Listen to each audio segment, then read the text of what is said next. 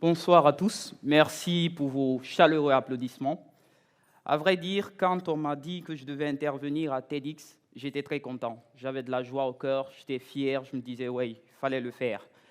Mais à 2 jours de la conférence, ça n'allait pas. J'étais sous pression. Et à la veille, hier par exemple, je ne dormais plus. Je me suis dit, est-ce que c'est pas mieux d'abandonner? Est-ce que c'est ta place? Est-ce que tu es vraiment fait pour venir parler devant les gens et partager avec eux? Je chuchotais tellement toute la nuit, mon frère s'est réveillé, il m'a dit, qu'est-ce qui ne va pas? Je lui ai dit, je ne comprends pas, je n'arrive pas à trouver de bonnes idées, tout ça. Il me dit, si tu continues comme ça, on peut t'offrir un Guinness record du chuchotement. Et ça ne changera pas les choses. J'étais vraiment sous pression. Il m'a dit, mais pourquoi tu es sous pression? Tu as accompli tellement de choses. Je lui ai dit, ouais, mais est-ce que je ne dois pas essayer de faire plus, de convaincre de tout ça? Il m'a dit, non. Ce qu'il faut comprendre avant tout, c'est ce désir de partager quelque chose avec les gens. Et finalement, j'ai compris qu'il avait raison. Je me suis dit, oui, il fallait que je parle. Et ironie du sort, je devais parler du thème « Un âge pour réussir ». Et là, je me présente dans la salle, parmi mes aînés qui sont ici présents. Je me dis encore, mais qu'est-ce que je fais ici? Du haut de mes 22 ans, je suis présent parmi de si grandes personnalités et je dois intervenir sur un thème si important, un âge pour réussir. Alors, c'est la même chose dans nos sociétés. Nous sommes tout le temps sous pression, de part et d'autre. Partout où nous sommes sous pression. Un ami qu'on rencontre qui nous dit « Ah, 32 ans, toujours pas marié ?» Pour cette jeune femme, on peut comprendre. À 33 ans, vous êtes là et votre camarade vient encore, 33 ans, toujours pas marié. Il faut qu'il y ait toujours ce genre de personnes pour nous rappeler où nous en sommes dans notre vie. Et il y en a toujours autour de nous. 23 ans, tu n'as toujours pas d'emploi, c'est toujours la même chose qu'on entend. On est tout le temps focus sur les choses et après tout, on se dit « Est-ce que je peux y arriver ?» Heureusement que pendant que je prends parole, l'horloge est éteinte parce que je ne voudrais pas encore être sous pression, comme les gens sont souvent sous pression avec l'âge. Et c'est souvent ce qui se passe dans nos vies. On pense qu'il y a un âge pour toute chose et on se met suffisamment de pression pour ne pas comprendre que ce qui compte, c'est ce que nous posons comme action. Et la société décide même à notre place l'âge idéal pour réussir. On nous impose certains âges où il faut faire certaines choses pour réussir. Et aujourd'hui, avec même le développement personnel, on se dit souvent qu'on est en retard. On se dit que ouais, tel a accompli telle chose à tel âge, mais nous en sommes encore là. Nous n'avons rien accompli et ça devient encore une pression plus stressante pour nous à cause de l'âge qui pèse. En général, la notion d'âge, c'est important parce que même avec le groupe Canal+, on peut le voir. Lorsque vous suivez la télé, on vous voit déconseiller au moins de 12 ans, déconseiller au moins de 16 ans. Et d'ailleurs, je remercie Canal+ pour cela, car je me souviens de l'un de mes souvenirs d'enfance. J'avais à peu près 7 ans. Je suivais la chaîne RTL9, si je me souviens bien. Il y avait un film qui jouait. Le film, c'était Robocop. Un policier qui était décédé et qu'on avait transformé en machine plus tard. Je regardais ce film et j'étais vraiment encouragé parce que je voyais chaque fois ce policier franchir les flammes et tout ça sans se brûler, il était intact. Je me suis dit, bon, peut-être que moi je suis Robocop. Qu'est-ce qui se passe? Je prends le couteau, je le mets au fourneau, je le chauffe très bien, je le mets au sol. Je me dis, je suis Robocop. Alors je monte sur l'estrade et je fais un bond. Malheur à moi, j'atterris sur le couteau et ça me brûle le pied. Je me suis mis à pleurer dans tous les sens, je criais. Mon frère qui est sorti en premier, il me voit en train de crier, il dit « Qu'est-ce qui ne va pas ?» Je dis « Je me suis brûlé le pied ». Il dit « Mais Robocop ne pleure pas ». Et pourtant, j'étais en train de pleurer. J'ai compris ce jour que oui, chaque fois qu'on nous mettait des limites à certaines choses, pour un âge ou quoi que ce soit, c'était parfois justifié. Mais est-ce que c'est tout ce qu'on doit retenir en ce moment? Vous savez, pour les amis, les frères et les parents que nous sommes souvent les gens qui mettons la pression aux autres. Nous sommes souvent les gens qui mettons souvent trop de pression aux autres. Je me rappelle souvent, il y avait un voisin qui se plaignait tout le temps de son enfant, qui disait « Pourquoi tu n'es pas comme le fils du voisin? Pourquoi tu ne travailles pas comme le fils du voisin ?» Peut-être que ce n'est pas l'enfant le problème, c'est plutôt toi qui n'es pas le voisin. C'est pour ça que l'enfant ne parvient pas à se donner à fond et à ressortir de bons résultats. Donc c'est la même chose qui se passait avec moi. Quand j'étais un peu plus petit, je me rappelle, je faisais l'institution Nelson Mandela. J'avais de très bons résultats, mais ce n'était pas satisfaisant à un certain moment donné, surtout au primaire. J'avais une baisse de régime. Je me trouvais toujours 23e, 32e, ça n'allait pas. Alors, mon papa, voyant cela, il ne m'a jamais offensé, ne m'a jamais comparé à un enfant du voisin. Il s'est dit une chose, il fallait que je prenne un peu plus de sérieux. Alors, il m'a amené à l'institution Sainte-Marie de Dixine, où il m'a fait rétrograder d'une classe. Je devais reprendre la 3e année. J'étais encore enfant, mais ça m'avait marqué, parce que je devais reprendre une classe. Pas parce que j'avais redoublé, mais parce que mon papa trouvait que mes efforts étaient insuffisants. Donc, j'ai repris la 3e à Sainte-Marie de Dixine. Je ne me sentais pas à l'aise parce que j'avais perdu pratiquement une année. Mais ce qui s'est passé après, c'est que mon parcours, j'ai pu remarquer qu'au fur et à mesure, on me faisait confiance. J'améliorais mes résultats, j'améliorais mes compétences, j'améliorais tout ce que je faisais en termes d'études. Et au collège aussi, ça commençait à aller. Je retrouvais la 6e, 5e, 10e, 11e place. Mon papa était très content de mes progrès, de mes résultats. Et pour la petite anecdote, toujours dans le parcours de la réussite, la première élection que j'ai eu à faire, c'était au collège, l'élection des délégués de classe. Je faisais la 10e année. On devait décider qui devait être le délégué. Et je me rappelle que je m'étais présenté avec d'autres amis, parmi lesquels celui qui fut délégué, Tolno Maurice. Et quand je me présentais, il fallait procéder au vote. Et pendant le vote, j'ai eu le plus gros trauma de ma vie. Parce que quand les votes se sont effectués, je pense que la seule voix que j'avais eue, c'était une voix. Et ironie du sort, j'étais la seule personne à avoir voté pour moi. Donc, je n'en revenais pas que personne ne puisse me faire confiance en termes de compétences de délégué ou quoi que ce soit. J'aurais pu en vouloir à mes amis, mais je me suis dit, c'est qu'il y a quelque chose qui ne colle pas. Je devais améliorer certaines choses. Je devais retravailler certaines aptitudes et compétences. Et ce qui fut fait, en 11e année, je devais me représenter pour d'autres élections, mais cette fois-ci, c'était au compte de l'Interact Club, qui est une des branches du Rotary International qui réunit des jeunes entre 12 et 18 ans. Alors, quand je devais me présenter pour cette élection encore, j'avais encore le traumatisme de l'élection précédente, où je n'avais pas encore gagné, où j'avais 0 voix. Je me suis dit, bon, ce que je vais faire, c'est me présenter, avoir le courage de le faire. Mais ce qui s'est passé après, c'est que mon élection de 0 voix a été l'élection qui m'a permis d'être élu plus tard président de l'Interact. Parce que j'ai partagé ce souvenir avec les amis, je leur ai fait comprendre que de toute ma vie, je n'avais jamais gagné d'élection, et que j'avais envie d'avoir confiance en moi et que j'avais envie qu'on me redonne confiance en moi, ce qui m'a valu d'être le président de l'Interact Club Conakry plus tard.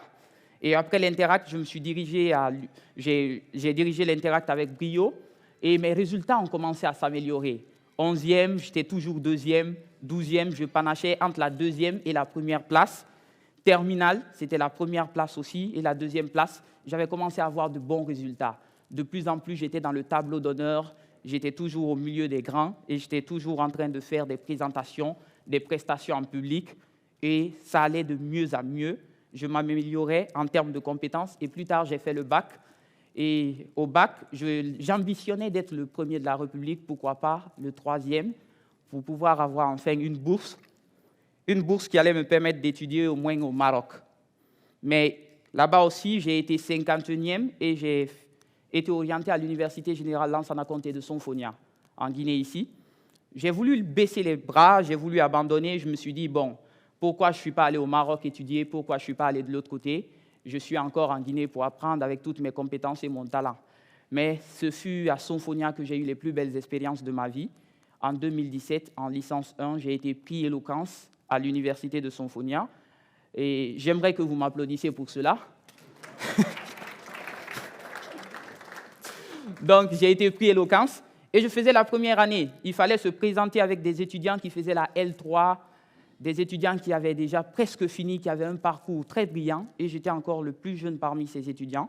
Je me suis présenté pour le concours d'éloquence. Je ne pensais pas le gagner honnêtement, parce que je me disais que je n'avais pas la carrure de ce qu'il fallait pour gagner ce concours d'éloquence. Mais finalement, j'ai été choisi comme l'étudiant le plus éloquent à l'université de Sonfonia. Et c'est là-bas encore qu'il y a eu un nouveau déclic. J'ai affronté de nouvelles scènes, j'ai représenté la Guinée à la Coupe panafricaine de débat. De plus en plus d'ouvertures, je les ai eues. Et toutes ces ouvertures, je les ai eues grâce à quelqu'un qui m'a fait confiance au départ, grâce à mon père qui m'a fait confiance. Malgré mes tares, malgré tout ce que j'avais, il ne m'a pas mis de pression. Il m'a fait comprendre qu'il fallait que je me mette dans la disposition et que ce n'était pas les chutes qui comptaient, mais c'était l'objectif à atteindre qui comptait. Donc, je me suis battu. Et la plupart du temps, les parents, ce que nous ignorons, c'est que l'enfant, c'est comme une plante qui a besoin d'engrais. Et chaque plante a son espèce, et chaque plante a ses spécificités. On ne peut pas vouloir de notre fils qu'il soit ce que le fils du voisin est. On ne peut pas vouloir de notre fils qu'il soit une autre personne. Et la plupart du temps, même avec mes amis qui n'arrivent pas à se déployer, ce que j'ai constaté, c'est que les parents imposent une carrière, ils imposent des choix. Ils sont plus préoccupés par la réussite de leur enfant, d'ailleurs ceux qui pensent être la réussite de leur enfant, que par ceux qui comptent pour l'enfant lui-même.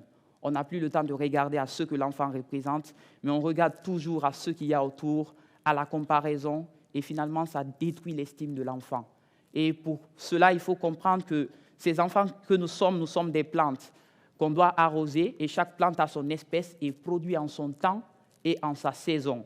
On ne peut pas vouloir la même production pour un bananier qu'un manguier.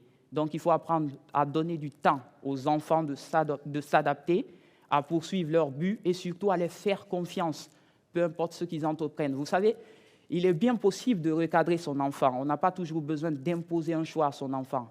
Il suffit juste de l'écouter. Quand il décide d'embraser une carrière, vous lui dites « oui, c'est bien d'embraser cette carrière, mais est-ce que ça te rapporte ça, ça, ça, ça ?»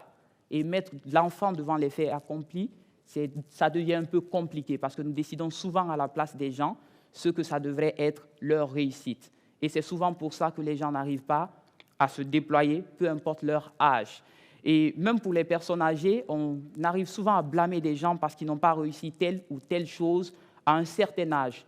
Mais on peut remarquer que de grands penseurs et de grandes personnalités ont réussi un peu plus tard que d'autres. On aime tous le poulet KFC, mais Colonel Zender, c'est à 63 ans qu'il a pu le mettre sur pied. Et même si Mark Zuckerberg a réussi à 19 ans, nous avons d'autres personnes qui n'ont pas réussi à cet âge, comme Samuel L. Jackson, qui a eu son premier rôle à 43 ans, comme pour nous dire que chacun a son parcours, son chemin, en fonction des défis qui s'offrent à lui et en fonction de ses réalités. Et c'est pour ça qu'il ne faut pas toujours penser à envier quelqu'un d'autre par rapport à ce qu'il fait. D'ailleurs, nous définissons parfois très mal la réussite. On confond souvent succès et réussite, parce que le succès, c'est ce que les gens pensent de nous et de nos réalisations, alors que la réussite, c'est ce que nous pensons de ce que nous avons accompli. Nous seuls pouvons savoir si nous avons réussi ou pas, car notre réussite part de nos objectifs et non ce que les gens disent de nous. Et souvent, ce qui me fait mal, c'est que chaque fois qu'on parle de modèle de réussite dans nos sociétés, on pense à quelqu'un forcément qui a une voiture, qui a une maison, qui a une entreprise, qui a un job, qui a une belle femme, qui a des enfants. Pourtant, ce n'est pas que ça la réussite. Chaque fois qu'on emprunte un chemin, il faut qu'on sache qu'il y a quelqu'un qui a frayé ce chemin. Chaque fois que moi j'emprunte un sentier, je me dis si j'emprunte ce sentier, c'est parce qu'il y a des gens qui l'ont frayé. Si je m'exprime aujourd'hui, si je parle aujourd'hui, si je suis fait appeler Guinéen, c'est parce qu'il y a des gens qui ont donné leur vie pour ce sacrifice. Pas forcément des gens qui étaient fortunés, pas forcément des gens qui étaient haut placés, mais des gens qui se sont distingués les uns que les autres. Et le plus souvent, même dans les films, on retient souvent plus facilement le nom des acteurs que des producteurs et des réalisateurs. Je fais tout de suite un test avec vous. Vous verrez que vous retenez plus le nom de certains acteurs que des producteurs. Mais ce qu'on ignore réellement dans la réussite, c'est que c'est un peu comme une production de film. Derrière chaque film, il y a le réalisateur, le scénariste, les maquilleuses, les costumiers qu'on ne voit pas. Mais tout autant que les autres, tout autant que les acteurs, ils contribuent aussi à la réussite et à la bonne production du film. Mais souvent, ce sont des gens oubliés. Et si nous sommes même ici présents au SADEN, c'est parce qu'il y a une équipe qui s'est battue, une équipe qui n'est pas tout le temps sous les projecteurs, mais une équipe qui se bat, qui se dévoue pour la réussite de tous. Donc moi, je pense que la réussite, c'est chaque fois que nous nous disposons à construire un idéal, chaque fois que nous participons à la construction d'un idéal, pas les voitures que nous avons, pas les maisons que nous avons, sinon nous occultons tous les autres qui se battent autour de nous. Si nous sommes si bien accueillis dans un hôtel, c'est qu'il y a un gardien qui a bien voulu faire son travail. N'a-t-il pas plus de mérite que les autres? Est-ce que parce qu'il est gardien, ça veut dire qu'il ne participe pas à quelque chose dans l'hôtel? C'est souvent les petits rôles qui font les grands, et c'est les rôles que moi je juge les plus nobles, parce que c'est les rôles qui permettent, où on se surpasse, qui ne sont pas donnés à tout le monde. Vous êtes agent de sécurité, vous vous tenez debout du matin jusqu'au soir pour la sécurité de certaines personnes, vous n'arrivez pas à dormir. Donc moi, je pense que pour moi, ces gens, les modèles de réussite, ces gens qui se battent à chaque fois pour que d'autres aient un idéal, parfois dans l'ombre qu'on ne voit même pas, qu'on a parfois du mal à saluer, qu'on a parfois du mal à traiter avec considération même. Mais pourtant, autant que nous, ils participent à la réussite d'autres personnes. Donc la réussite, en quelque sorte, c'est les mains que nous nous donnons, chacun avec les autres, pas forcément celui qui se distingue le plus, mais chacun auprès des autres. C'est quand nous nous donnons les mains que nous construisons quelque chose. Donc peu importe notre âge, peu importe notre niveau, que nous soyons gardiens, agents de sécurité, moi je pense que le plus important, c'est de comprendre que nous participons à l'édifice de quelque chose et c'est ce qui révèle en quelque sorte notre personne, notre idéal. Et je dirais aussi que s'il y avait un âge pour réussir, moi je pense que l'âge pour réussir, c'est l'âge où on apprend de nos erreurs, où on apprend de chaque fois que nous avons chuté. S'il y avait un âge pour réussir, c'est un âge où on apprend à se découvrir avec soi-même. Parce qu'il n'y a pas de réussite sans découverte avec soi. On se découvre, on choisit une direction, on décide de ne pas abandonner et on arrive à un aboutissement. Parce que c'est en fait ça la réussite. Nous décidons, nous avons une vision et nous arrivons à un aboutissement. Beaucoup de personnes se battent ça et là, mais n'arrivent pas à exploser au grand jour. Pas parce qu'ils ne sont pas si bien que ça. D'ailleurs, Einstein disait que si on devait comparer le poisson à sa capacité à grimper à un arbre, on dirait qu'il est nul. Pourtant, quand on le met dans l'eau, on se rend compte que le poisson fait toute la différence. Donc, c'est au fait essayer de trouver l'environnement dans lequel on se sent le mieux, le couloir dans lequel on se sent le mieux, se donner à fond pour aider, se donner à fond pour construire quelque chose. Et peu importe si on est reconnu par des livres d'histoire ou pas, le plus important, c'est ce que nous donnons à la société. Merci.